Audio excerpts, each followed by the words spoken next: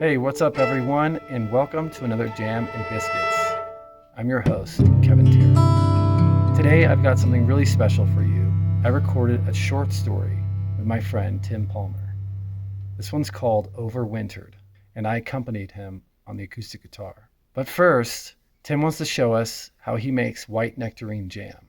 So let's head over to his kitchen and get started. So we're boiling it down. You've got the fruit in there. Yeah, so the fruit's in here and the pectin. And pectin and water, or just the juices from the fruit? Just the juice. That's it. Cool. That's 10 cups of white nectarines, 2 things of pectin. We'll add 2 tablespoons of sugar. And that'll be good to go. Yeah, that's about heart attack level, I reckon. Yeah, I just want to remind you too, if you guys like these videos, to hit the like and subscribe buttons. Tell me a little bit about the artwork that you do. And the instruments themselves are just such works of art.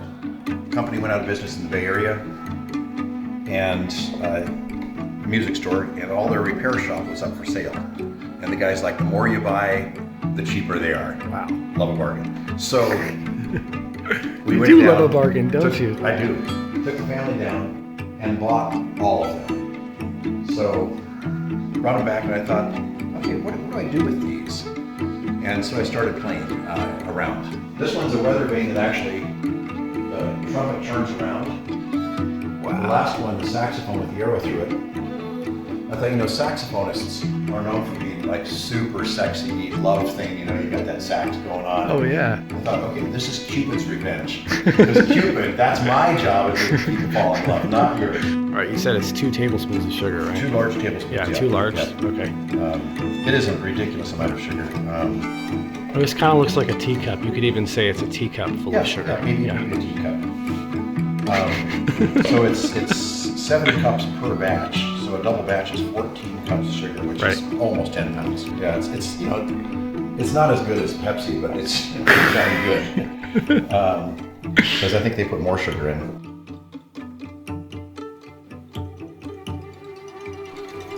Okay, the last pinch of sugar.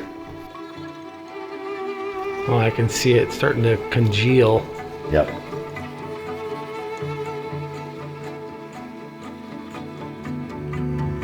This was my mom's. I've got a plastic one too, but this one's just... Yeah, a little funnel.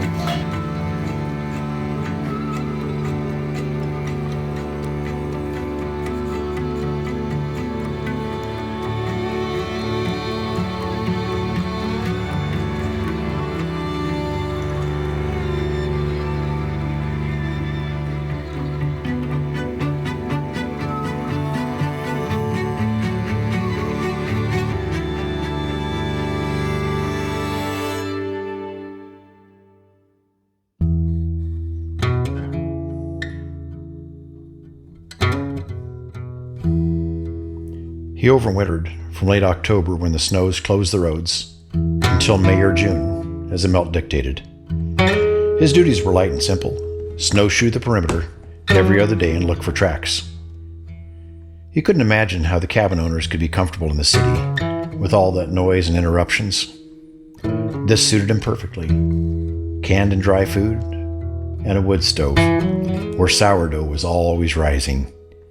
He imagined himself a frontiersman, alone in the wilderness, with no one else needed.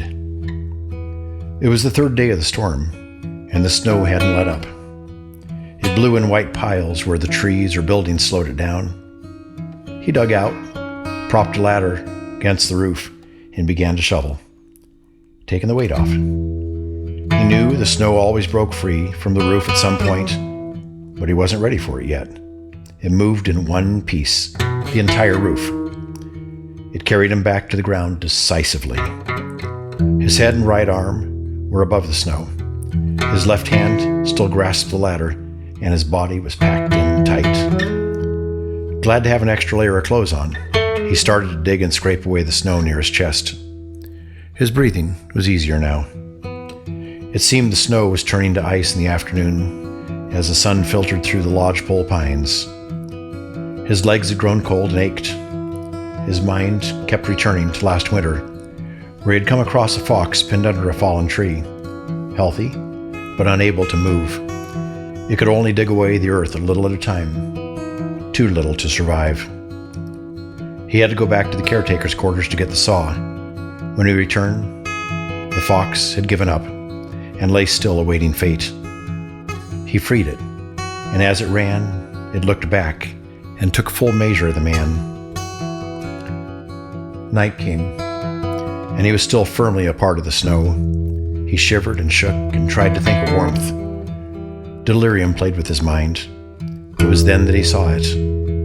The fox peered at him from the trees, darting in and out of his limited view. His right arm, now numb, was useless. His head began to slump. His eyes closed. He felt the fox brush along his cheek and then curl around his head. His whole body responded to the warmth. He felt like he was in a warm bath and gently fell asleep.